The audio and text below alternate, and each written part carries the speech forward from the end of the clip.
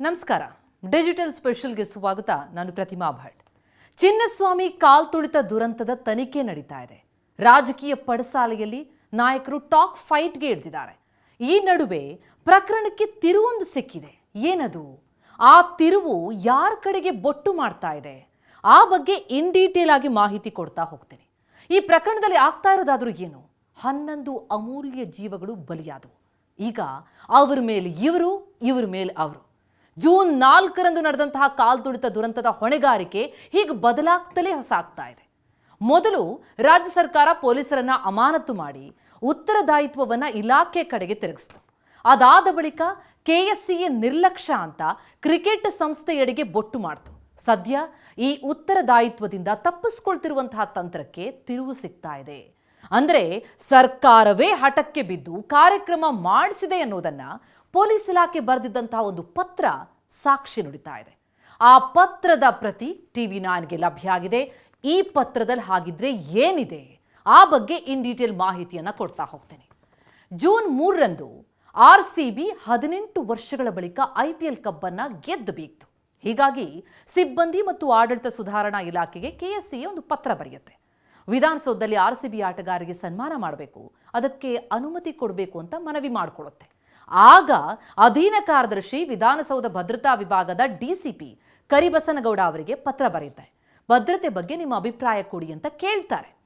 ಅಧೀನ ಕಾರ್ಯದರ್ಶಿಯ ಸೂಚನೆಯಂತೆ DCP ಸಾಲು ಮಾಹಿತಿ ಕೊಡ್ತಾರೆ. ಅಂದ್ರೆ ಭದ್ರತೆ ಕೊಡಬಹುದೋ ಬೇಡವೋ ಅನ್ನೋದ್ರ ಬಗ್ಗೆ ಅವರೊಂದು ಪತ್ರ ಬರೀತಾರೆ. ಜೂನ್ 4 ನೆನಪಿರಲಿ, ಜೂನ್ 4ರಂದೇ ಅಪಾಯದ ಎಚ್ಚರಿಕೆಯನ್ನು ಕೊಟ್ಟಿದ್ರು. ಹಾಗಿದ್ರೆ DCP ಬರೆದಂತಹ ಪತ್ರದಲ್ಲಿ ಏನಿದೆ?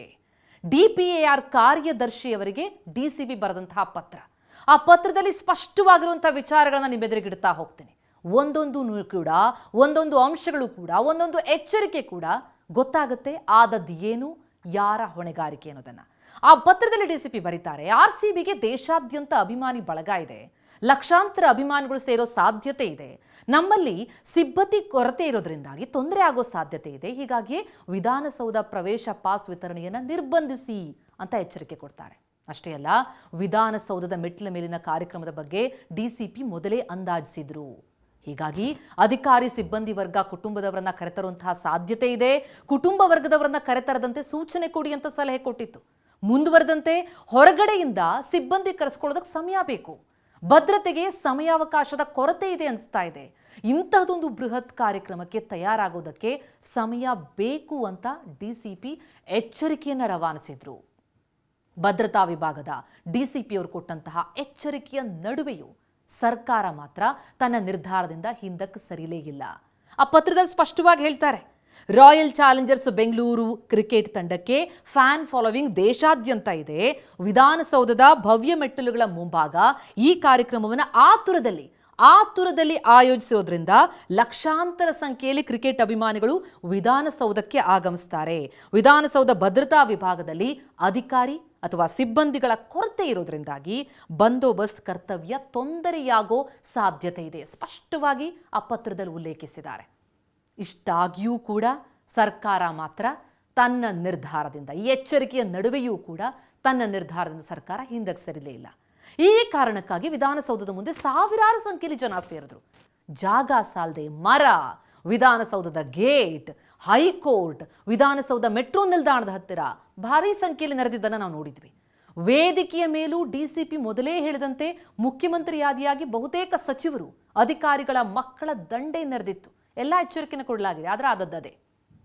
ಇನ್ನು DCP ಸರ್ಕಾರಕ್ಕೆ ಬರೆದಿದ್ದಂತಹ ಪತ್ರ ಈಗ ಇಡೀ ಪ್ರಕರಣಕ್ಕೆ ತಿರುವು ಕೊಡ್ತಾ ಇದೆ. ಸಾಮಾನ್ಯವಾಗಿ ಈ ಪತ್ರ ಕೂಡ ರಾಜಕೀಯ ದಾಳವಾಗಿ BJP ನಾಯಕರ ಕೈಗೆ ಸಿಕ್ಕಿದೆ. ಈ ಬಗ್ಗೆ ವಿಪಕ್ಷ ನಾಯಕ R ಅಶೋಕ್ ಕೂಡ ಭಾರಿ ಕಡು ಟೀಕೆಯನ್ನ ಮಾಡಿದ್ದಾರೆ. ಪತ್ರ ತೋರಿಸಿ ಸರ್ಕಾರದ ವರ್ಚಸ್ಸಿನ ಗೀಳಿಗೆ 11 ಮಂದಿ ಬಲಿಯಾಗಿರೋದಾಗಿ ಹೇಳಿದ್ದಾರೆ. ಸದ್ಯ ದುರಂತಕ್ಕೆ ಯಾರು ಹೊಣೆ ಎಂಬ ಈ ಪ್ರಶ್ನೆ ರಾಜ್ಯ ಸರ್ಕಾರದ ಕಡೆನೇ ಮುಖ ಮಾಡ್ತಾ ಇದೆ. DCP ಎಚ್ಚರಿಕೆಯ ಹೊರತಾಗಿಯೂ ಹಾಗಿದ್ರೆ ಈ ಕಾರ್ಯಕ್ರಮವನ್ನು ಆಯೋಜನೆ ಮಾಡಿದ್ಯಾಕೆ, ಆಯೋಜನೆ ಮಾಡುವಂತೆ ಒತ್ತಡ ಹಾಕಿದ್ ಯಾರು ಎನ್ನುವ ಪ್ರಶ್ನೆ ಸದ್ಯ ಉತ್ತರದಾಯಿತ್ವದ ಸುತ್ತ ಗಿರಿಕಿ ಹೊಡಿತಾ ಇದೆ. ನಮಸ್ಕಾರ.